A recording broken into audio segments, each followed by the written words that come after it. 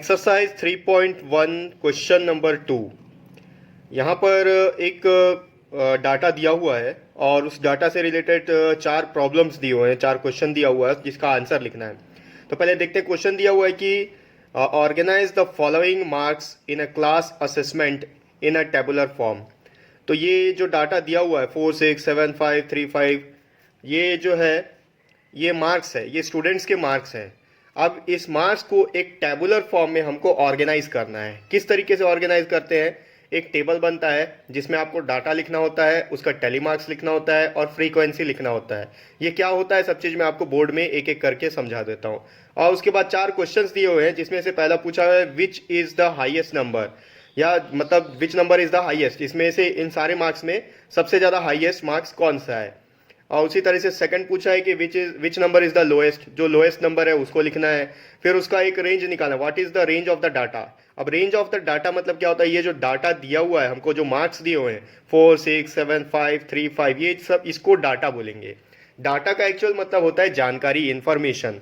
तो ये एक तरह का इंफॉर्मेशन है। उस इंफॉर्मेशन को हमको टेबुलर फॉर्म में रिप्रेजेंट करना है। उसके बाद उसमें से हाईएस्ट नंबर लिखना है, लोएस्ट नंबर लिखना है, उसके बाद उसका रेंज निकालना है। रेंज निकालना आपको प्रीवियस क्वेश्चन में बता चुका हूं मैं कि रेंज कैसे निकाला जाता है। हाईएस्ट माइनस लोएस्ट जो होता है वो रेंज होता है। और उसके बाद लास्ट प्रॉब्लम इसका दिया हुआ है find the arithmetic mean. Arithmetic mean निकालने का क्या प्रॉब्लम, मतलब किस तरीके से निकाला जाता है अर्थमेटिक मीन? जो डाटा दिया हुआ है उसका टोटल सम कर लेंगे और divided by number of data. चलिए देखते हैं किस तरीके से होगा। प्रैक्टिकल देखेंगे तो आपको अच्छे तरीके से समझ में आ जाएगा। तो हम लोग जो चैप्टर पढ़ रहे हैं, इस चैप्टर का नाम है डेटा हैंडलिंग। तो एक्चुअली डेटा होता क्या है? डेटा जो है एक टाइप का इंफॉर्मेशन होता है और वो इंफॉर्मेशन कुछ भी हो सकता है, जैसे कि आपके मार्क्स, हाइट ऑफ स्टूडेंट्स, यानी कि स्टूडेंट्स के हाइट कितने हैं, या फिर से जरूरी नहीं कि स्टूडेंट से रिलेटेड हो, ये कोई भी किसी भी टाइप का डाटा हो सकता है। जैसे कि आपके मोहल्ले में, आपके एरिया में कितने घर हैं, और या फिर आपके घर में कितने ट्यूबलाइट है, कितने फैन है, आपके घर में कितने मोबाइल है। कुछ भी, किसी भी प्रकार का डेटा, यानी कि कलेक्शन ऑफ इंफॉर्मेशन, किसी भी चीज का इंफॉर्मेशन कलेक्ट जब करते हैं उसको बोलते हैं डेटा। और उसके बाद एक शब्द है हैंडलिंग, डेटा हैंडलिंग। हैंडलिंग क्या होता है? किसी भी डेटा का अरेंजमेंट, उसको बोलते हैं हैंडलिंग। आप सपोज देख लेते हैं, हमारे पास क्वेश्चन में ये एक डेटा दिया हुआ है। ये डेटा किस चीज का है? स्टूडेंट्स के मार्क्स का एक डेटा है। अब इस मार्क्स को, ये तो रैंडम नंबर लिखा हुआ है, 4 है, फिर उसके बाद 6 है, फिर 7 आ गया, फिर 5 आ गया, फिर 3 आ गया। ये रैंडमली हमको मार्क्स दे दिया गया है सारे स्टूडेंट्स का। अब इसको क्या करेंगे? ये एक डेटा है, इस डेटा को अरेंज करेंगे।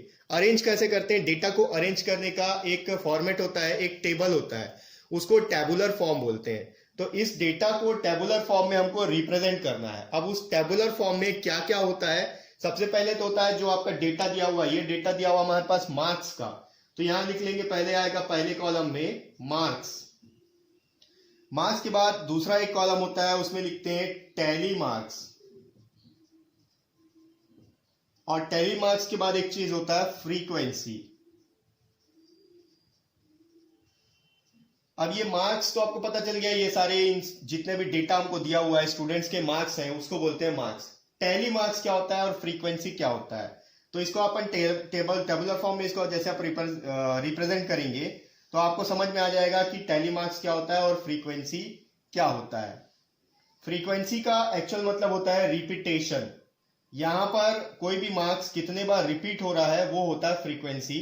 और जब फ्रीक्वेंसी निकल जाता है तो उसको टैली मार्क्स में रिप्रेजेंट करते हैं। सपोज स्टार्ट करते हैं, ये तो आपको रैंडम नंबर दिया हुआ है, तो जब हम टेबुलर फॉर्म में इसको रिप्रेजेंट करेंगे तो इंक्रीजिंग ऑर्डर में लिखेंगे।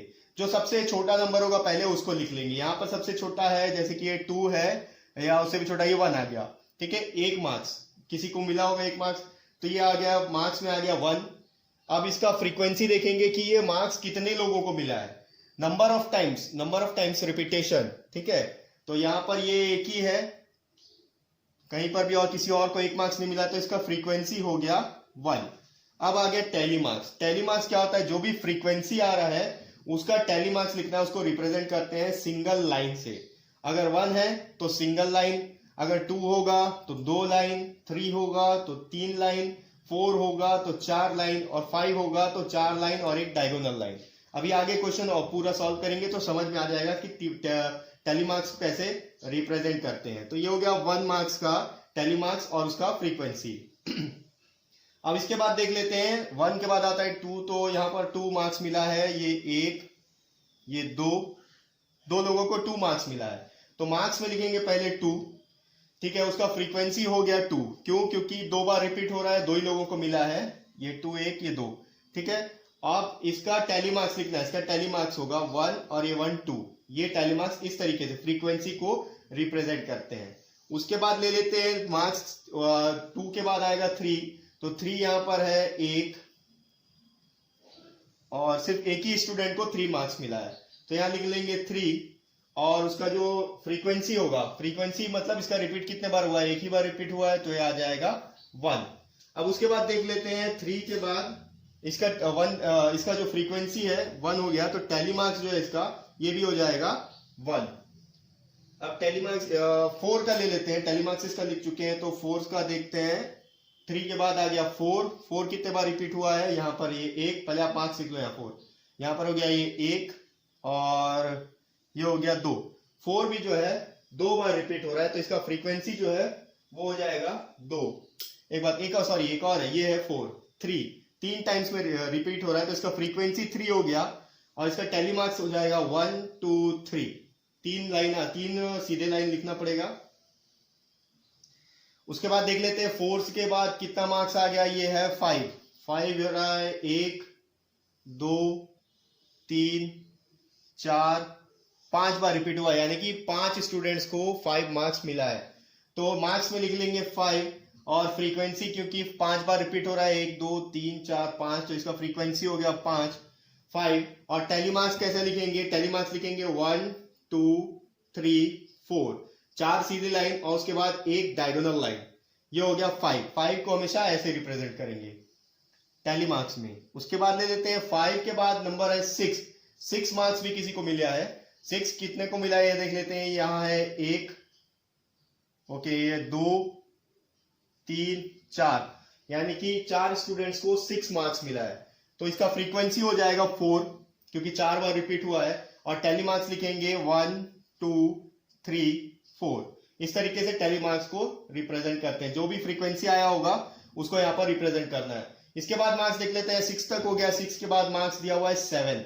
ये जरूरी नहीं है कि जैसे ये इंक्रीजिंग ऑर्डर में लिख रहे हैं 1 2 3 4 ऐसे ही मार्क्स मिले, जैसा आपको डाटा मिलेगा उसके हिसाब से लिखना है। सपोज यहाँ पर अगर 2 किसी को नहीं मिला होता तो यहाँ 2 की जगह 3 आ जाता। 3 अगर 2 के बदले 2 के बाद 3 दिया होता, सॉरी 1 के बाद 3 दिया होता तो 2 नहीं आता, 3 आ जाता। 3 के बाद अगर 5 दिया हुआ था 4 नहीं आता, सॉरी 5 आ जाता। तो यहाँ अब नेक्स्ट डाटा हमारे पास है 7 का। 7 मार्क्स कितने लोग को मिला है देख लेते हैं। यहाँ पर है 1 और ये है 2। 7 मार्क्स यानी कि 2 स्टूडेंट्स को मिला है 7। तो यहाँ फ्रीक्वेंसी आ जाएगा 2 क्योंकि 2 लोगों को मिला है या 2 बार रिपीट हो रहा है ये डाटा में। तो और उसका टैली मार्क्स हो जाएगा ये 1 और ये 2। 7 के बाद कौन सा मार्क्स दिया हुआ है, यहाँ पर 6 हो गया, 5 हो गया, 3 हो गया, 5 4 2 5 6 2 5 सब हो गया, 1 ये 9 है। 9 के बाद ये 8 आया है। 7 के बाद 8 मार्क्स भी किसी को मिला है, और 8 कितने को मिला है, सिर्फ यहाँ पर 8 का डाटा एक ही है, यानी कि सिर्फ एक स्टूडेंट्स को, एक ही ऐसा स्टूडेंट है जिसको 8 मिला है। तो फ्रीक्वेंसी उसका हो गया 1 क्योंकि एक ही बार पूरे डाटा में रिपीट नहीं हुआ है, सिर्फ एक ही बार आया है, और उसका टैली मार्क्स हो जाएगा सिंगल लाइन। 8 के बाद देख लेते हैं, 8 के बाद एक 9 भी है, और 9 भी जो है सिर्फ एक ही स्टूडेंट को मिला है, और यहाँ पर 9 कहीं पर नहीं दिख रहा है, यानी कि 9 भी एक ही बार आया हुआ है। मार्क्स में आ गया 9, फ्रीक्वेंसी 1, और उसका जो टैली होगा, टैली मार्क्स, वो भी हो गया 1।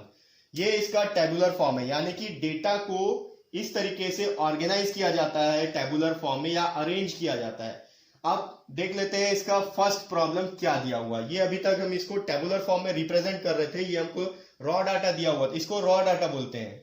रॉ मतलब कच्चा, तो रॉ डाटा क्यों दिया हुआ था, इसको हमको अरेंज करना है। ये डाटा रैंडम नंबर है, कहीं पर 3 है, कहीं 5 है, कहीं पर कुछ दिया हुआ है, इसको इस तरीके से टेबुलर फॉर्म में रिप्रेजेंट करना था, इसी को डेटा हैंडलिंग बोलते हैं। अब आ जाते हैं इसका फर्स्ट प्रॉब्लम में। तो जो फर्स्ट प्रॉब्लम दिया हुआ है वो बोल रहा है विच नंबर इज हाईएस्ट। अगर ये डेटा आपके सामने इसी तरीके से रहता, मार्क्स ये रैंडम मार्क्स रहता, तो ये रैंडम मार्क्स में ढूंढना मुश्किल है कि कौन सा नंबर सबसे बड़ा है। यहाँ टेबुलर फॉर्म में हम रिप्रेजेंट कर चुके हैं, इंक्रीजिंग ऑर्डर में लिखा हुआ है, तो हमको ये पता है, मार्क्स देख के बता सकते हैं कि सबसे बड़ा मार्क्स जो है 9 है। तो यहाँ पर लिख सकते हैं हाईएस्ट मार्क्स जो है वो 9 है। अब इसका सेकंड प्रॉब्लम ले लेते हैं। सेकंड में दिया हुआ है विच नंबर इज लोएस्ट, इनमें से सबसे छोटा नंबर कौन सा है। वो भी टेबुलर देख के, टेबुलर रिप्रेजेंटेशन में देख के आप बता सकते हो कि सबसे छोटा मार्क्स जो है वो 1 है। तो यहाँ पर लिख लोगे लोएस्ट जो है वो 1 है। उसके बाद तीसरा प्रॉब्लम इसका दिया हुआ है, इसका रेंज फाइंड करना है। तीसरा में दिया what is the range of data, ये जो डेटा दिया हुआ है इसका रेंज निकालना है। तो प्रीवियस क्वेश्चन में आप देखिए वो रेंज क्या होता है, हाईएस्ट माइनस लोएस्ट। अगर इस डाटा में ये इस तरीके से आपको लिखा होता है, ये रॉ डाटा है, इसमें आपको ढूंढना पड़े कि हाईएस्ट कौन सा है, तो आप कंफ्यूज हो जाओगे, आपको टाइम भी बहुत ज्यादा लगेगा। लेकिन अगर टेबुलर फॉर्म में देखोगे तो आपको समझ में जाएगा ये हाईएस्ट डाटा है, ये लोएस्ट डाटा है। अगर 9 में से 1 को माइनस करेंगे तो रेंज निकल जाएगा। तो range is equal to highest minus lowest number. Highest और लोएस्ट निकाल चुके हैं, हो गया 9 माइनस 1, तो इसका जो सॉरी ये हो जाएगा, रेंज हो जाएगा इसका 8, इस डेटा का रेंज। अब ले लेते हैं फोर्थ प्रॉब्लम। फोर्थ प्रॉब्लम में बोल रहा है फाइंड द अर्थमेटिक मीन।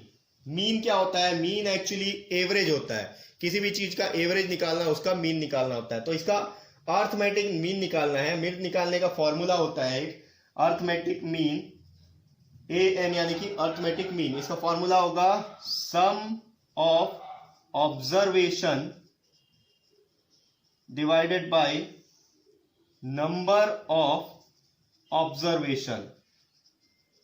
अब यहां पर ये ऑब्जर्वेशन क्या चीज है, ऑब्जर्वेशन कुछ नहीं है, सिर्फ वो है डेटा, आपका जो भी डेटा है, sum of data divided by number of data. ये ऑब्जर्वेशन जो यहाँ आपको दिखा हुआ है, लिखा हुआ है, जितने भी डेटा है आपके पास में, ये ऑब्जर्वेशन है। इनका सम निकालना है पहले, इनका आप टोटल कर लोगे, ऐड कर लोगे सबको, divided by number of observation, यानी कि ये डेटा आपके पास टोटल कितना है। यहां पर आपको टेबुलर फॉर्म में नहीं देखना है, यहां पर सिर्फ इसको देखना है, या फिर आप फ्रीक्वेंसी को भी टोटल कर सकते हो, तो आपको नंबर ऑफ ऑब्जर्वेशन मिल जाएगा। अगर फ्रीक्वेंसी को टोटल करोगे तो हो जाएगा 1 + 2 3 + 4 7 + 5 12 + 4 16 + 2 18 + 2 ये हो गया 20।